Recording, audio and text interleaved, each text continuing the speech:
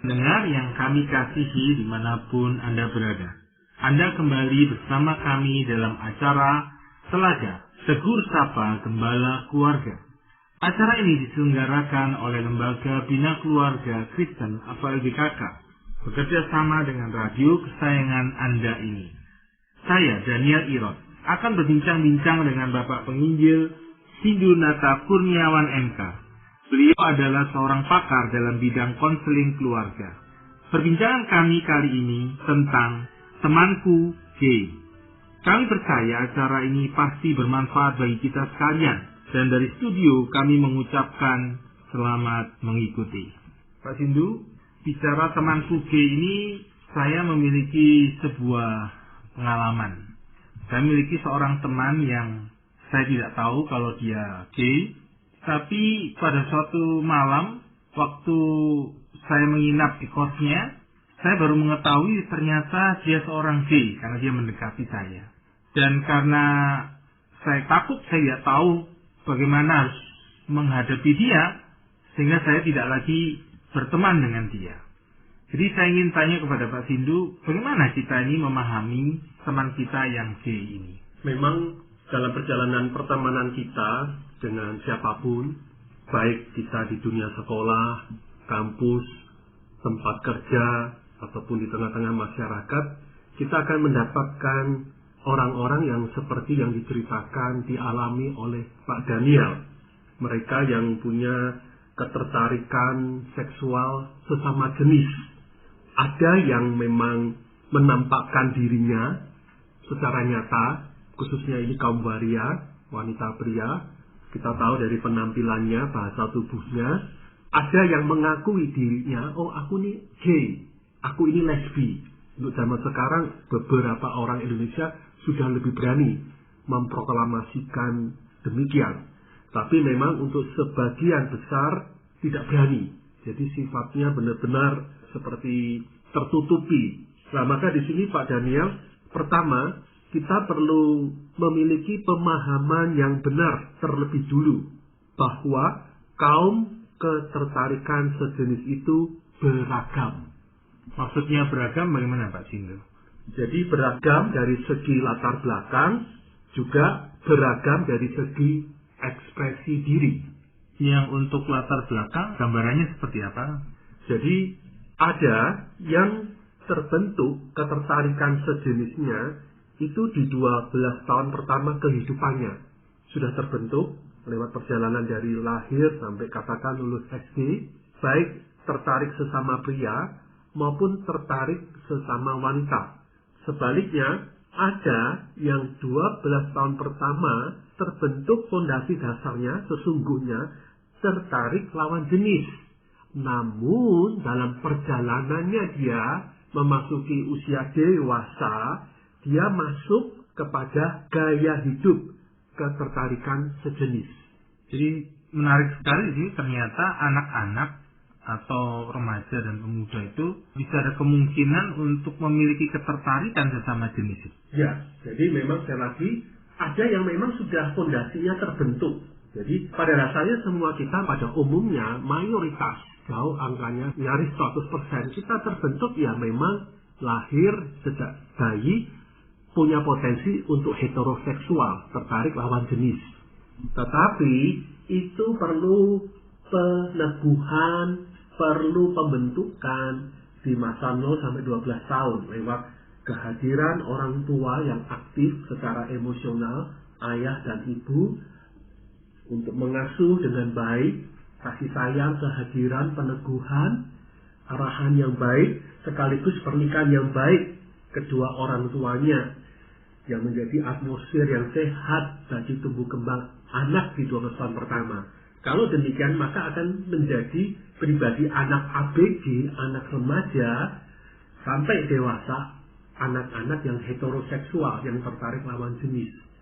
Tetapi sayangnya, semakin banyak keluarga-keluarga yang tidak berfungsi dengan baik, pernikahan bermasalah, bertengkar di depan anak-anak, bercerai, mungkin bahkan, atau saling menghina, berkubu dengan anaknya, melawan ayah, melawan ibu, atau ayah, ibu yang pasif, yang tidak meneguhkan anak laki atau anak perempuannya. Hal-hal inilah yang memberi bibit fondasi. Akhirnya anak itu ketika memasuki usia ABG, usia 12 tahun ke atas, sudah mulai mengenali perasaan ketertarikan seksualnya itu pada yang sejenis. Tapi sebaliknya ada yang memang sebenarnya oke, heteroseksual, tetapi ada kekosongan tertentu yang membuat dia mudah tertarik pada tren-tren masa kini. Nah, sekarang trennya apa? Oh, biseksual. Ya, bisa dengan lawan jenis, oke. Sejenis juga oke lah, ini yang juga bisa muncul. Ini bagian dari ragam latar belakang. Sangat mengerikan sekali kondisi sekarang ini kalau melihat tren yang seperti itu. Contohnya kalau kita melihat di televisi ada gay yang masuk di TV begitu umum ya, jadi membuat anak-anak bisa melihat oh ini normal begitu Pak Sindo ya. Ya, makanya dalam konteks itu poin utamanya di orang tua. Jadi kalau orang tua hadir meneguhkan anaknya sedari kecil, lahir sampai umur 12 tahun, dilanjutkan masa ABG, masa remaja selesai, lulus SMA, hadir memberi kasih sayang, arahan-arahan, percakapan moralitas, percakapan tentang seksualitas yang benar di dalam Kristus, memberikan hikmat bagi anak berdiskusi tentang fenomena-fenomena sekitar, sambil orang tua melakukan diet media. Orang tua pun tidak ngejor dalam dunia media televisi, ngejor akhirnya dalam dunia digital. Akhirnya anak pun ngejor, akhirnya dibebaskan dari sejak kecil, terpapar dengan paparan-paparan film-film yang bukan untuk usianya. Dan media itu liar, bahkan film-film porno disaksikan. Nah, kalau orang tua sejak anak itu masih kecil sudah melakukan pembatasan media, sambil melakukan diskusi, pendidikan, dan pengisian tangki cinta, sangat kecil kemungkinan anak itu terkontaminasi dengan tayangan televisi yang tidak sehat. Anak pun tidak akan kecanduan televisi, apalagi kalau dia melihat tayangan televisi yang tidak sehat, dia pun dengan sadar pun tidak akan menikmati mengikutinya, apalagi menjadikan gaya hidupnya, karena sudah tertanam kasih sayangnya, terisi batasan arahan moralitas yang sehat sudah tertanam. Anak itu punya jangkar dan punya kompas hidup, tidak mudah terkontaminasi, tertularkan dengan model-model yang tidak sehat itu. Tadi Pak Sindo mengungkapkan pentingnya meneguhkan anak ya. Apakah yang dimaksud sini adalah meneguhkan kalau anak laki-laki kita meneguhkan dia anak perempuan dengan mengatakan cantik, maksudnya apa seperti itu, atau contoh lebih gamblang lagi, lebih jelas lagi Pak Sindo tentang meneguhkan anak kita itu? Terima kasih Pak Daniel memperjelas. Meneguhkan dalam arti yaitu bergaul, ayah terutama dengan anak laki-laki, bergaul, bermain, ya mungkin gulat-gulatan, kejar-kejaran, jadi dirangkul anak itu, dipeluk, kemudian main. Intinya mari sebagai ayah kita bermain sebagai laki-laki, tentunya bukan pukul-pukulan sungguh-sungguhan ya, main mungkin semacam silat-silatan, fantasi dengan anak itu. Kemudian dia ngomong, kamu anak ganteng, kamu anak laki-laki kesayangannya ayah, misalnya begitu. Kemudian sang ibu kepada anak lakinya, kamu tuh anak laki-laki loh, kamu tuh punya potensi luar biasa dari Tuhan untuk memimpin, untuk melindungi wanita, ayo kembangkan lakimu yang sehat. Nah, sementara anak gadis pun ayah perlu bermain dengan anak gadis sesuai dengan apa? Coraknya yang feminin, ya diladeni. Kamu main apa? Oh, dokter-dokteran, oh rumah sakitan. Oh ya, iya ini papa yang sakit, ayo dirawat. Ya, kemudian kamu ya orangnya peka ya, perasaanmu, punya rasa keibuan seperti mamamu, wah luar biasa. Nah itu pengakuan secara kehadiran bermain, secara kata-kata atau verbal. Kamu tuh cantik ya. Kamu akan tumbuh jadi anak perempuan yang mempesona dengan keluhuran kata-katamu, perasaanmu yang baik, perilakumu yang sopan. Nah, sementara ibunya juga perlu bergaul dengan anak perempuannya. Jadi tontonan jadi tuntunan, oh wanita itu seperti ini ya. Nanti gadis menjadi wanita, bocah laki-laki menjadi pria dewasa. Nah, itu yang sejenis maupun yang lawan jenis, ayah dengan anak perempuan, ibu dengan anak laki-laki, sama-sama berperan penting. Saya melihat Pak Sindu memberikan unsur modeling kepada anak sangat penting, dan juga unsur mengajari anak juga penting di sini ya. Benar.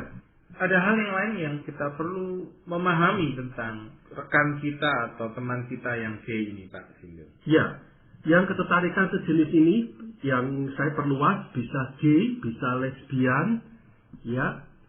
Jadi selain ada ragam latar belakangnya, ada juga ragam ekspresi diri. Ada yang menampakkan secara penampilan fisik seperti kaum waria. Dan kaum waria ini kita pahami sebagai orang-orang yang merasa dirinya perempuan, wanita, namun terperangkap dalam tubuh pria. Maka nggak heran muncullah laki-laki yang berdandan sebagai wanita. Dan kemudian sebagian kecil dari para waria ini, sebagian kecil saja, memberanikan diri untuk melakukan operasi kelamin menjadi wanita. Sebaliknya, ada juga wanita yang terang-terangan menampakkan diri sebagai pria. Baik dari tampilan rambutnya, benar-benar rambut sepak, gaya pria, berpakaian, pakaian pria, bersepatu-sepatu pria, dan ini sehari-hari. Jadi sebagian kecil, kaum ketertarikan sejenis itu mengekspresikan dirinya secara nyata. Kita bisa lihat, sehari-hari konsisten penampilannya, baik laki yang ke perempuanan atau perempuan yang ke laki-lakian, penampilan fisiknya. Nah, orang-orang ini sudah jelas berani menampilkan diri bahwa sesungguhnya ketertarikan seksualnya adalah pada sesama jenis. Tetapi sebagian besar tidak demikian. Tidak bisa kita tengarai hanya dari penampilan fisiknya. Oh, kamu ketertarikan jenis. Tidak bisa. Dia laki tetap dandanan laki, perempuan tetap dandanan perempuan, tetapi sesungguhnya tanpa kita ketahui dari penampilan fisiknya, mereka mengalami ketertarikan sesama jenis. Saya melihat waktu saya berkuliah dulu, saya memiliki teman wanita yang dia tidak suka menjadi dirinya seorang wanita. Dia lebih suka menjadi seorang pria. Saya pikir itu merupakan benih-benih untuk orang bisa ke arah sini, begitu Pak Sindu ya? Ya. Jadi benar, kita nggak tahu apakah dia sudah melakukan ekspresi seksual atau belum, tetapi itu lebih mungkin wanita yang demikian sebenarnya memang sudah muncul, sudah ada dalam dirinya kemungkinan ketertarikan seksual dengan sesama wanita.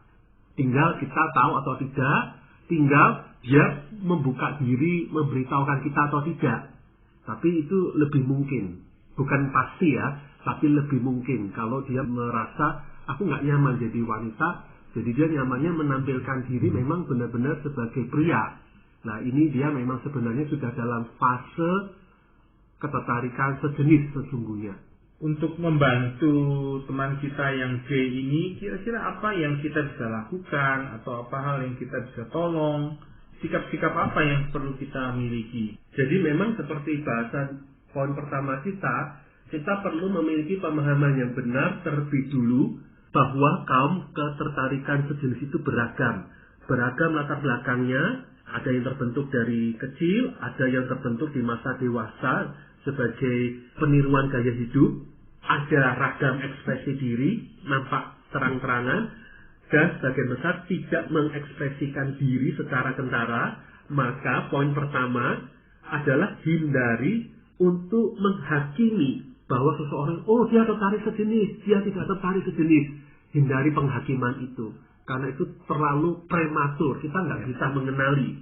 Kecuali sesama sejenis, itu mereka bisa lebih peka. Misalnya seorang pria yang memang seorang gay, seorang homoseksual, dia akan lebih peka bahwa pria yang itu sesama penyuka, sesama jenis atau tidak. Misalnya dari kerlingan mata, tatapan mata, Ketika dia menatap, gantengnya.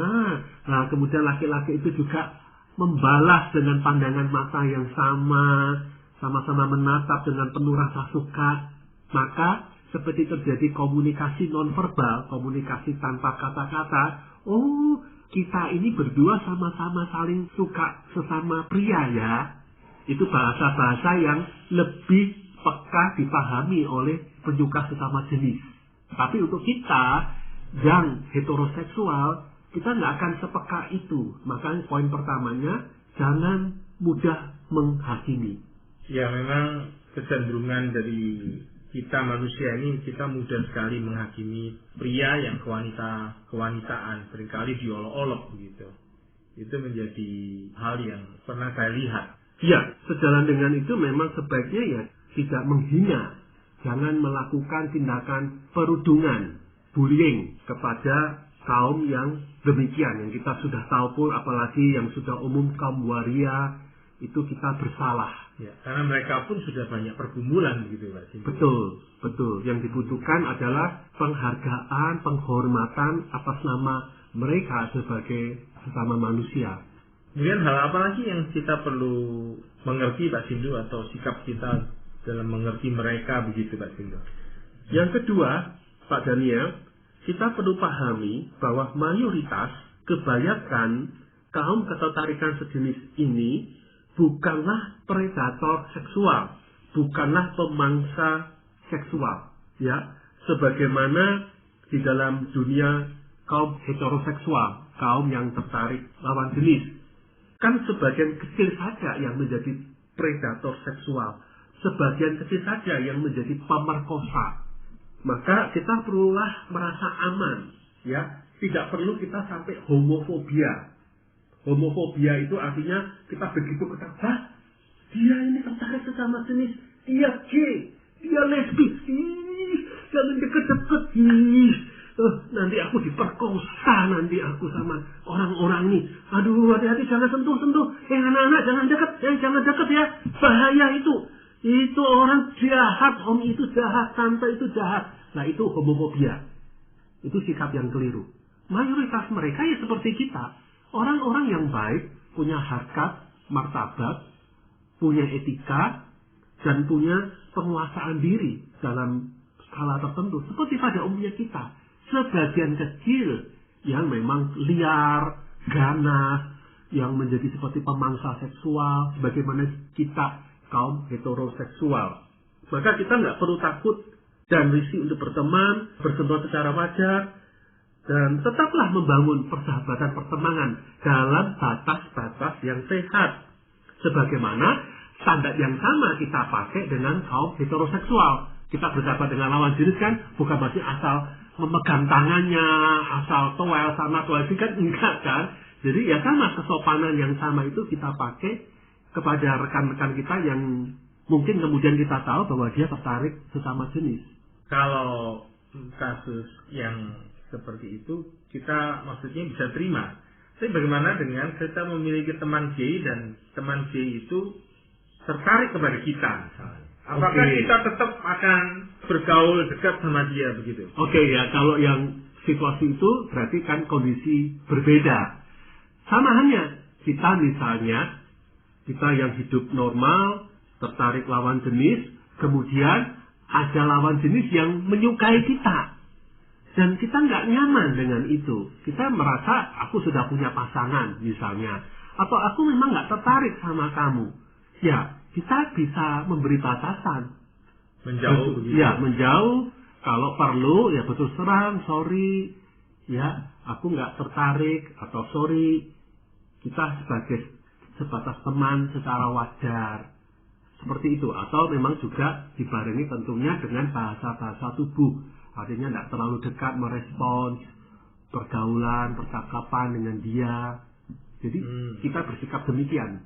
Mungkin yang baik juga kalau kita ikut membantu dia untuk dia bisa sembuh atau pulih begitu dari ketertarikan sesama jenis begitu ya Pak Sini? Ya, nah itu poin yang berikutnya. Ya. Poin yang ketiga yaitu kita perlu menolong kaum ketertarikan sejenis dengan jalan menjadi sahabat yang bisa dipercayai.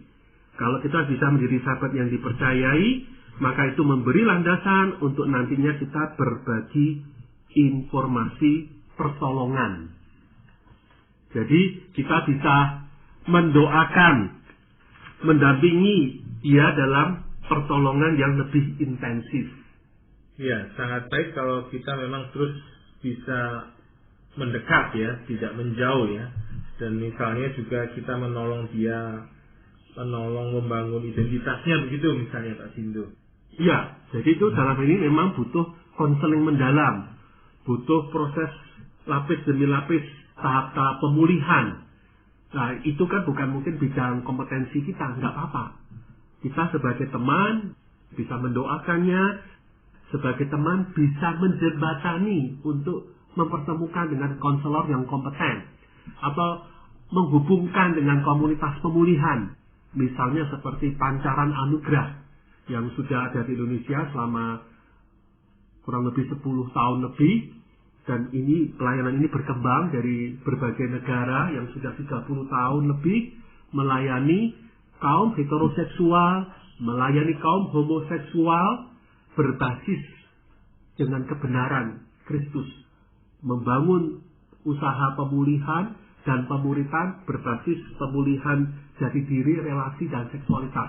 Nah, informasi lebih lanjut bisa dicek di pancaranugerah.org. Ya, saya melihat salah satu mungkin tambahan itu Pak Sindu, kita dapat menolong saudara kita mungkin juga dari sisi membangun kebermaknaan diri begitu Pak Sindu. Bagaimana menurut Pak Sindu tentang hal itu? Ya, itu poin yang keempat yang bisa kita kembangkan di dalam usaha kita berteman dengan rekan-rekan yang tertarik sejenis, yaitu kita sendiri perlu membangun imunitas perlindungan diri. Seperti tadi di bagian awal saya sampaikan bahwa ada yang masuk ke dalam pusaran ketertarikan sejenis lebih karena gaya hidup. Kenapa? Mereka kosong, nggak punya makna hidup. Kosong dengan ini, kelonggaran, nilai-nilai moralitas. Nggak apa-apa kan? Itu umum, yang penting kan bertanggung jawab. Artinya apa?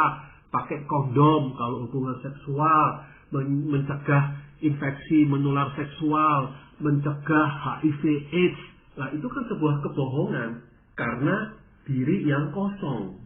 Maka kita sendiri pun sebagai teman yang mau baik, maka kita harus punya usaha membangun kebermaknaan diri kita di dalam Kristus. Artinya kita punya pergaulan dengan Kristus lewat firman-Nya, lewat komunitas tubuh Kristus, sehingga kita punya hal-hal yang hakiki yang kita pertahankan. Kita punya semangat rohani, semangat memberkati, dan dengan demikian maka pertemanan kita dengan kaum atau ketertarikan sejenis akan menjadi pertemanan yang sehat. Untuk melihat lebih dalam tentang kebermaknaan diri ini, saya melihat memang satu faktor yang sangat penting Pak Sindu. Sangat penting melihat diri seperti Tuhan melihat kita. Ketika kita boleh bermakna, maka memang ini akan sangat menolong untuk orang bisa lepas dari G begitu. Kalau dia tahu dirinya bermakna dan identitas dirinya jelas begitu Pak Sindu. Iya. Maka yang memang perlu saya tambahkan Pak Daniel, bahwa hati-hati jangan kita jadi pahlawan kesiangan. Artinya kita memaksakan kehendak kita pada teman kita yang tertarik sejenis itu. Kamu harus bertobat.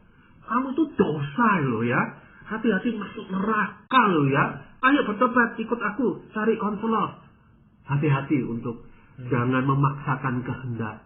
Biarkan mereka berproses. Sekalipun proses itu artinya mereka mengalami kejatuhan-kejatuhan seksual. Kadang pada titik yang baru mereka merasakan keterpurukan yang dalam, mereka baru muncul kesadaran membutuhkan pertolongan. Ada sebagian karena mereka memang sudah kepahitan. Apa itu gereja?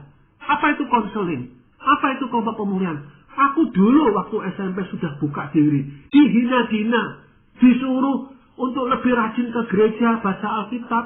Oh, ada roh setan, roh ketertarikan sejenis, aku diusir, ditengking-tengking. Tapi apa artinya semuanya itu? Tidak ada apa-apanya. Dia kecewa, kepahitan. Jadi kita perlu benar-benar untuk menghargai pergumulan, keunikan, lukanya. Dan ini butuh persahabatan yang otentik, yang baik, yang sehat. Jadi ada proses yang perlu kita jalani. Artinya kita membiarkan orang itu berproses dan biarlah kemauannya dari dalam dirinya sendiri, begitu Pak. Sementara kita tetap berteman. Oke. Apa yang Pak Sindu bisa bagikan dari firman Tuhan tentang topik kita ini? Galatia pasal 6 ayat pertama dan kedua.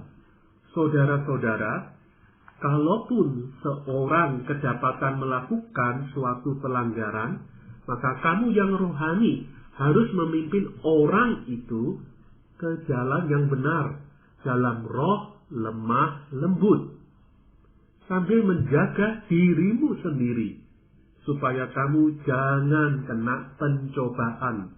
Bertolong-tolonganlah menanggung bebanmu. Demikianlah kamu memenuhi hukum Kristus. Jadi firman Tuhan ini sekali lagi meneguhkan kita untuk peduli, saling menanggung beban. Kita bukan menambah beban dengan menghakimi dan menghina, tapi kita turut menanggung dengan menjadi teman yang baik, teman di dalam berbagi kemurahan Allah. Kamu terpuruk, kamu punya masa lalu yang kelam, kamu merasa kesulitan. Aku peduli, mau mendengar kisahmu. Aku mau memahamimu, menerimamu apa adanya. Dan sambil kita berjalan dalam pertemanan yang sehat itu, kita mendoakan, kita menyatakan kasih Kristus, kita membagikan prinsip-prinsip yang benar, sambil kita menawarkan pertolongan-pertolongan, sambil kita tetap menjaga dan melindungi. Pak Sindu untuk percakapan yang sangat berguna. Para pendengar sekalian, terima kasih Anda telah mengikuti perbincangan kami dengan Bapak Penginjil Sinunata Kurniawan MK. Kami baru saja berbincang-bincang tentang temanku gay. Bagi Anda yang berminat untuk mengetahui lebih lanjut mengenai acara ini, silakan menghubungi kami lewat surat. Alamat dan surat Jalan Cimanuk 56 Malang. Atau Anda dapat mengirimkan email ke telaga@telaga.org. Kami juga mengundang Anda mengunjungi situs kami di www.telaga.org. Saran-saran, pertanyaan, serta tanggapan Anda sangat kami nantikan. Akhirnya dari studio, kami mengucapkan terima kasih atas perhatian Anda. Dan sampai